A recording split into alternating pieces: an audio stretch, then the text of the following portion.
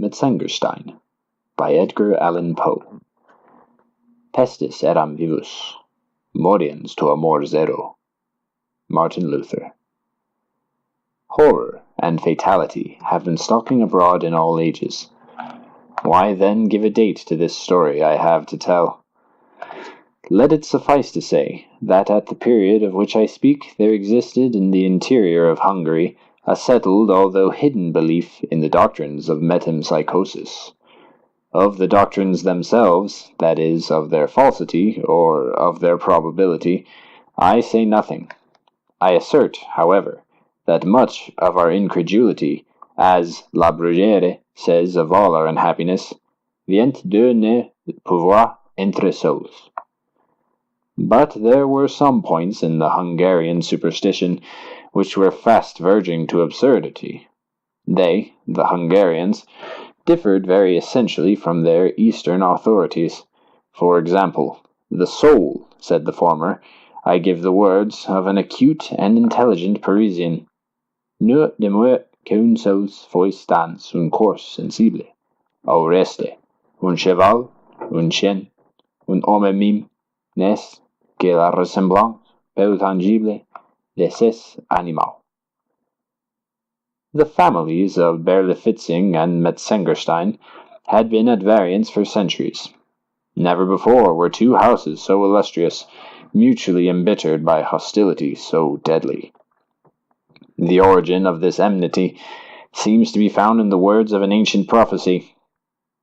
A lofty name shall have a fearful fall, when, as a rider over his horse, the mortality of Metzengerstein shall triumph over the immortality of Berlifitzing. To be sure, the words themselves had little or no meaning, but more trivial causes had given rise, and that no long while ago, to consequences equally eventful. Besides, the estates, which were contiguous, had long exercised a rival influence in the affairs of a busy government. Moreover, near neighbors are seldom friends, and the inhabitants of the castle Berlifitzing might look from their lofty buttresses into the very windows of the palace Metzengerstein. Least of all had the more than feudal magnificence thus discovered a tendency to allay the irritable feelings of the less ancient and less wealthy Berlifitzings. What wonder, then, that the words, however silly, of that prediction should have succeeded in setting and keeping at variance two families already predisposed to quarrel by every instigation of hereditary jealousy. The prophecy seemed to imply, if it implied anything, a final triumph on the part of the already more powerful house, and was of course remembered with the more bitter animosity by the weaker and less influential. Wilhelm, Count Berlifitzing, although loftily descended, was at the epoch of this narrative an infirm and doting old man, remarkable for nothing but an inordinate and inveterate personal antipathy to the family of his rival, and so passionate a love of horses and of hunting that neither bodily infirmity, great age, nor mental incapacity prevented his daily participation in the dangers of the chase. Frederick, Baron Metzengerstein, was, on the other hand, not yet of age. His father, the minister G., died young. His mother, the Lady Mary, followed him quickly. Frederick was at that time in his 18th year. In a city, 18 years are no long period, but in the wilderness, in so magnificent a wilderness as that old principality, the pendulum vibrates with a deeper meaning. From some peculiar circumstances attending the administration of his father, the young baron, at the decease of the former, entered immediately upon his vast possessions. Such estates were seldom held before by a nobleman of Hungary. His castles were without number. The chief in point of splendor and extent was the Palace Metzengerstein. The boundary line of his dominions was never clearly defined, but his principal park embraced a circuit of 50 miles. Upon the succession of a proprietor so young, with a character so well known, to a fortune so unparalleled, little speculation was afloat in regard to his probable course of conduct, and indeed for the space of 3 days, the behavior of the heir out-Heroded Herod, and fairly surpassed the expectations of his most enthusiastic admirers. Shameful debaucheries, flagrant treacheries, unheard-of atrocities, gave his trembling vassals quickly to understand that no servile submission on their part, no punctilios of conscience of his own, were thenceforward to prove any security against the remorseless fangs of a petty Caligula. On the night of the 4th day, the stables of the castle Berlifitzing were discovered to be on fire, and the unanimous opinion of the neighborhood added the crime of the incendiary to the already hideous list of the baron's misdemeanors and enormities. But during the tumult occasioned by this occurrence, the young nobleman himself sat apparently buried in meditation, in a vast and desolate upper apartment of the family palace of Metzengerstein. The rich, although faded tapestry hangings which swung gloomily upon the walls represented the shadowy and majestic forms of 1,000 illustrious ancestors. Here, rich ermined priests and pontifical dignitaries, familiarly seated with the autocrat and the sovereign, put a veto on the wishes of a temporal king, or restrained with the fiat of papal supremacy the rebellious scepter of the arch-enemy.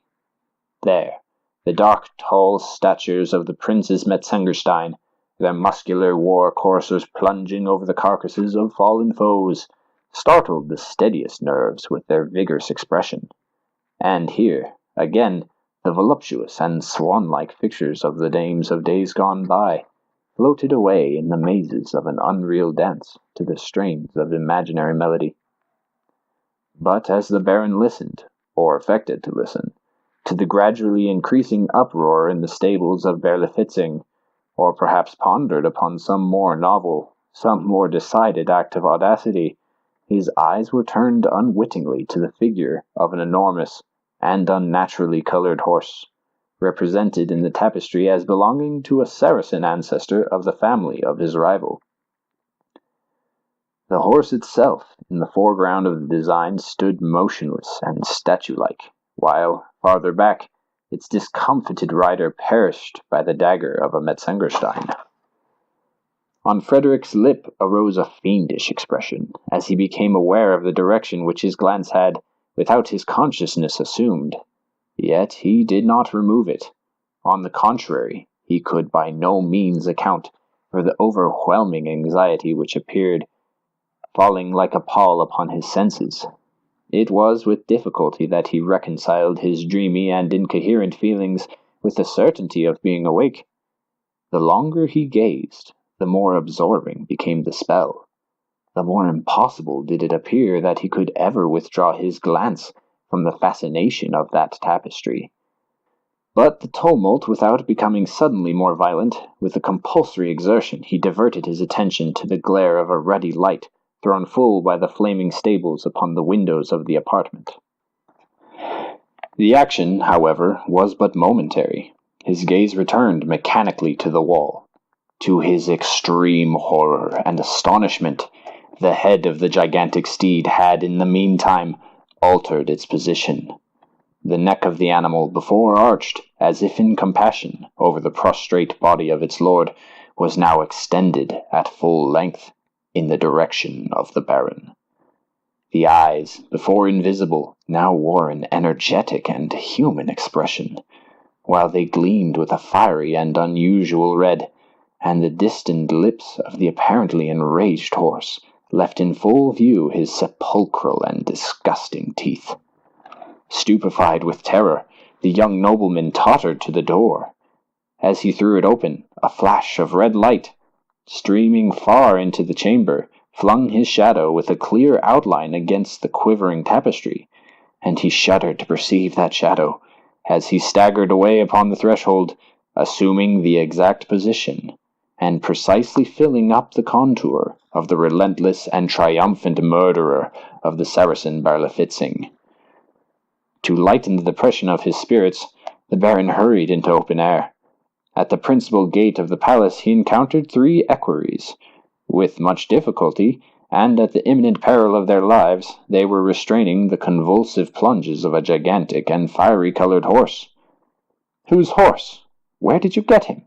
demanded the youth, in a querulous and husky tone, as he became instantly aware that the mysterious steed in the tapestried chamber was the very counterpart of the furious animal before his eyes. "He is your own property, sire," replied one of the equerries. "At least he is claimed by no other owner. We caught him flying, all smoking and foaming with rage, from the burning stables of the Castle Berlifitzing. Supposing him to have belonged to the old Count's stud of foreign horses, we led him back as an estray, but the grooms there disclaim any title to the creature, which is strange, since he bears evident marks of having made a narrow escape from the flames." "The letters WVB are also branded very distinctly on his forehead," interrupted a second equerry. "I suppose them, of course, to be the initials of Wilhelm von Berlifitzing. But all at the castle are positive in denying any knowledge of the horse." "Extremely singular," said the young baron, with a musing air, and apparently unconscious of the meaning of his words. "He is, as you say, a remarkable horse, a prodigious horse, although, as you very justly observe, of a suspicious and untraceable character. Let him be mine, however," he added after a pause. "Perhaps a rider like Frederick of Metzengerstein may tame even the devil from the stables of Berlifitzing." "You are mistaken, my lord. The horse, as I think we mentioned, is not from the stables of the Count. If such had been the case, we know our duty better than to bring him into the presence of a noble of your family." "True," observed the baron dryly. At that instant a page of the bedchamber came from the palace, with a heightened colour and a precipitate step. He whispered into his master's ear an account of the sudden disappearance of a small portion of the tapestry, in an apartment which he designated, entering, at the same time, into particulars of a minute and circumstantial character, but from the low tone of voice in which these latter were communicated, nothing escaped to gratify the excited curiosity of the equerries. The young Frederick, during the conference, seemed agitated by a variety of emotions. He soon, however, recovered his composure, and an expression of determined malignancy settled upon his countenance, as he gave peremptory orders that the apartment in question should be immediately locked up, and the key placed in his own possession. "Have you heard of the unhappy death of the old hunter Berlifitzing?" said one of his vassals to the baron, as, after the departure of the page, the huge steed which that nobleman had adopted as his own plunged and curveted with redoubled fury down the long avenue which extended from the palace to the stables of Metzengerstein. "No," said the baron, turning abruptly towards the speaker. "Dead, you say?" "Indeed, it is true, my lord, and to a noble of your name will be, I imagine, no unwelcome intelligence." A rapid smile shot over the countenance of the listener. "How died he?" "In his rash exertions to rescue a favourite portion of his hunting stud, he has himself perished miserably in the flames." "Indeed!" ejaculated the baron, as if slowly and deliberately impressed with the truth of some exciting idea.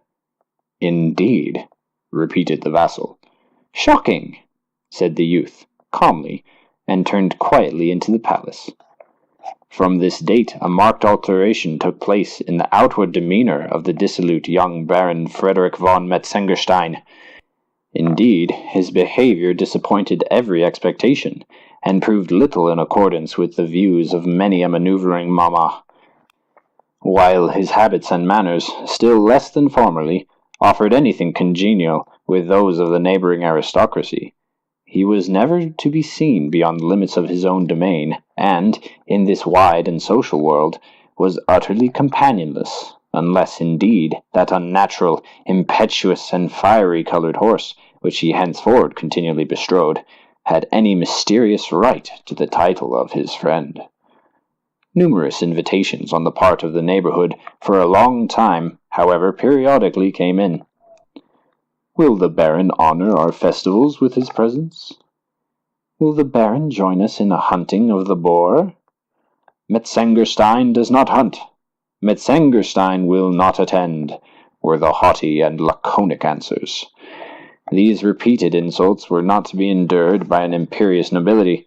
Such invitations became less cordial, less frequent. In time they ceased altogether.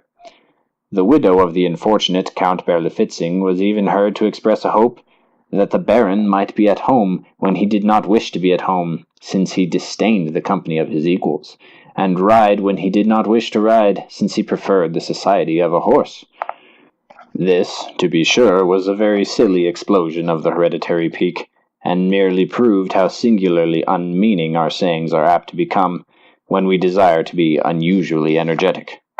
The charitable, nevertheless, attributed the alteration in the conduct of the young nobleman to the natural sorrow of a son for the untimely loss of his parents, forgetting, however, his atrocious and reckless behavior during the short period immediately succeeding that bereavement. Some there were, indeed, who suggested a too haughty idea of self-consequence and dignity. Others, again, among whom may be mentioned the family physician, did not hesitate in speaking of morbid melancholy and hereditary ill health, while dark hints of a more equivocal nature were current among the multitude. Indeed, the Baron's perverse attachment to his lately acquired charger, an attachment which seemed to attain new strength from every fresh example of the animal's ferocious and demon-like propensities, at length became, in the eyes of all reasonable men, a hideous and unnatural fervor. In the glare of noon, at the dead hour of night, in sickness or in health, in calm or in tempest, the young Metzengerstein seemed riveted to the saddle of that colossal horse, whose intractable audacities so well accorded with his own spirit.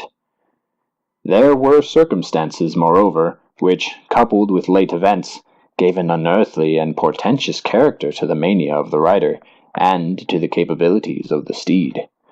The space passed over in a single leap had been accurately measured, and was found to exceed by an astounding difference the wildest expectations of the most imaginative. The Baron, besides, had no particular name for the animal. Although the rest in his collection were distinguished by characteristic appellations, his stable, too, was appointed at a distance from the rest, and with regard to grooming and other necessary offices, none but the owner in person had ventured to officiate, or even to enter the enclosure of that horse's particular stall.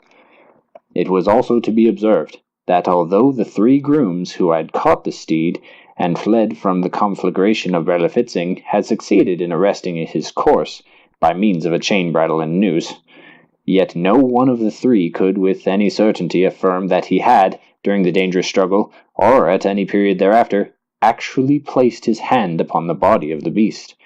Instances of peculiar intelligence in the demeanor of a noble and high-spirited horse are not to be supposed capable of exciting unreasonable attention.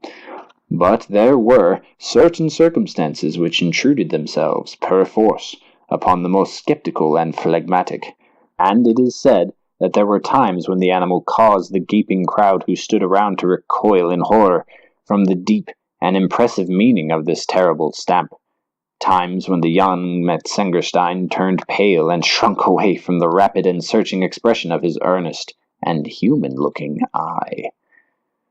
Among all the retinue of the Baron, however, none were found to doubt the ardor of that extraordinary affection which existed on the part of the young nobleman for the fiery qualities of his horse. At least none but an insignificant and misshapen little page, whose deformities were in everybody's way, and whose opinions were of the least possible importance. He, if his ideas are worth mentioning at all, had the effrontery to assert that his master never vaulted into the saddle without an unaccountable and almost imperceptible shudder, and that, upon his return from every long-continued and habitual ride, an expression of triumphant malignity distorted every muscle in his countenance. One tempestuous night, Metzengerstein, awaking from heavy slumber, descended like a maniac from his chamber, and, mounting in hot haste, bounded away into the mazes of the forest. An occurrence so common attracted no particular attention, but his return was looked for with intense anxiety on the part of his domestics. When, after some hours' absence, the stupendous and magnificent battlements of the Palace Metzengerstein were discovered crackling and rocking to their very foundation, under the influence of a dense and livid mass of ungovernable fire. As the flames, when first seen, had already made so terrible a progress that all efforts to save any portion of the building were evidently futile, The astonished neighborhood stood idly around in silent, if not apathetic, wonder. But a new and fearful object soon riveted the attention of the multitude, and proved how much more intense is the excitement wrought in the feeling of a crowd by the contemplation of human agony, than that brought about by the most appalling spectacle of inanimate matter. Up the long avenue of aged oaks which led from the forest to the main entrance of the palace Metzengerstein, a steed, bearing an unbonneted and disordered rider, was seen leaping with an impetuosity which outstripped the very demon of the tempest. The career of the horseman was indisputably, on his own part, uncontrollable. The agony of his countenance, the convulsive struggle of his frame, gave evidence of superhuman exertion, but no sound, save a solitary shriek, escaped from his lacerated lips, which were bitten through and through in the intensity of terror. One instant, and the clattering of hoofs resounded sharply and shrilly above the roaring of the flames and the shrieking of the winds. Another, and, clearing at a single plunge the gateway and the moat, the steed bounded far up the tottering staircases of the palace, and, with its rider, disappeared amid the whirlwind of chaotic fire. The fury of the tempest immediately died away, and a dead calm sullenly succeeded. A white flame still enveloped the building like a shroud, and, streaming far away into the quiet atmosphere, shot forth a glare of preternatural light, while a cloud of smoke settled heavily over the battlements in the distinct colossal figure of a horse.